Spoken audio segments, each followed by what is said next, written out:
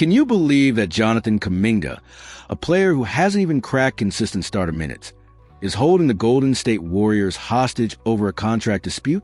Here we are, watching one of the NBA's most successful franchises of the past decade being dictated to by a 22-year-old who's turned down a generous $45 million offer like it's pocket change. The audacity is absolutely staggering. It's creating a domino effect that could reshape the entire Warriors roster. Let's break down this mess, because what we're witnessing isn't just a simple contract negotiation gone wrong. It's a masterclass in how ego and unrealistic expectations can torpedo what should be a straightforward business relationship.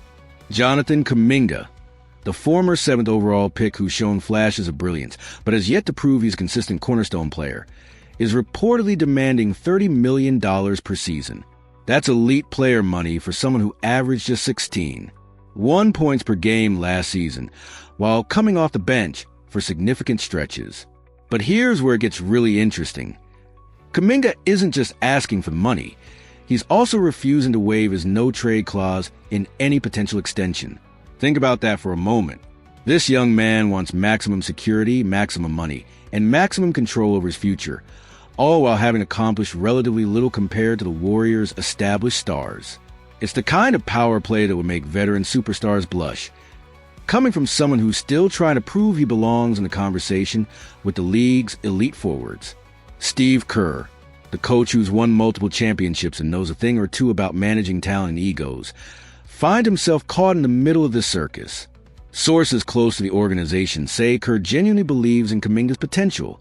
He's seen the explosive athleticism, the defensive versatility, and those moments where everything clicks and Kuminga looks unstoppable. But potential does win championships, and Kerr knows that better than anyone. The coach has been vocal about wanting players who are committed to the team-first mentality that built this dynasty, and Kuminga's contract demands seem to run counter to that philosophy. Now enters the Sacramento Kings, smelling blood in the water and hoping to capitalize on this dysfunction.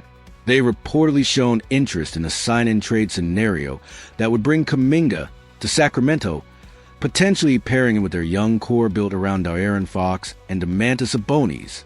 For the Kings, it's a calculated gamble. They're betting that a change of scenery and a bigger role might unlock Kuminga's full potential. It's the kind of move that desperate franchises make when they're trying to accelerate their rebuild. But here's where the Warriors are showing their championship DNA and refusing to be bullied into a bad deal. According to league sources, Golden State has made it crystal clear that they will not include either Buddy Hield or Moses Moody in any package to make the salaries work for a potential Malik Monk acquisition from Sacramento. This isn't just about those specific players. It's about the Warriors refusing to compound one bad situation by creating another. Buddy Hield represents exactly what the Warriors need in their current iteration, a proven three-point shooter who can provide instant offense off the bench and stretch the floor for their aging core. At his salary, he's one of the better value contracts in the league. And the Warriors aren't about to gift wrap him to Sacramento just to accommodate Kuminga's unrealistic demands. Moses Moody, meanwhile, represents a future the Warriors are trying to build. A young, coachable player who's bought into the system and continues to improve every season. Mike Dunleavy Jr., the Warriors' general manager, is playing the situation perfectly. Instead of panicking and accepting whatever Sacramento puts on the table, he's essentially calling Kuminga's bluff. The message is clear. If you want to play hardball with your contract demands, we'll bring you back on a qualifying offer and then trade you when we can get proper value in return. It's a power move that protects the organization's long-term interests while sending a message to other young players that the tail doesn't wag the dog in Golden State. The psychological warfare here is fascinating to watch unfold. Kuminga and his agent have warned the Warriors that they won't back down from their demands, essentially daring the franchise to call their bluff. But the Warriors have been in these high-stakes negotiations before. They've dealt with Draymond Green's antics. They've navigated Kevin Durant's departure, and they've managed to keep their core together through multiple championship runs. This isn't their first rodeo, and they're not about to be intimidated by a player who hasn't earned the right to make such demands. What makes this entire situation even more complicated is the timing.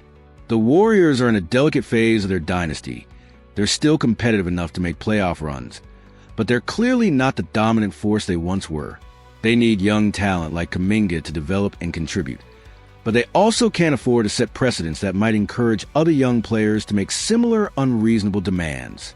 It's a tightrope walk between maintaining their championship culture and adapting to the modern NBA's player empowerment movement.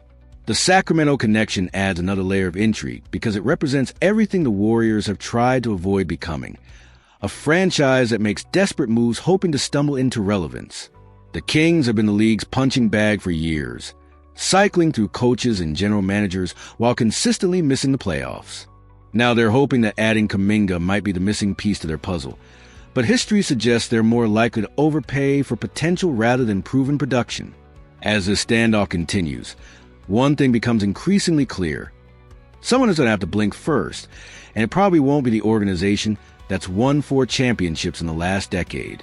The Warriors have proven time and again that they value culture over individual talent, and they're not about to change that philosophy for a player who hasn't earned the right to dictate terms to one of the league's most successful franchises. This saga isn't just about Jonathan Kuminga anymore. It's about the future of the Warriors dynasty and whether they can successfully transition from their championship core to the next generation of talent.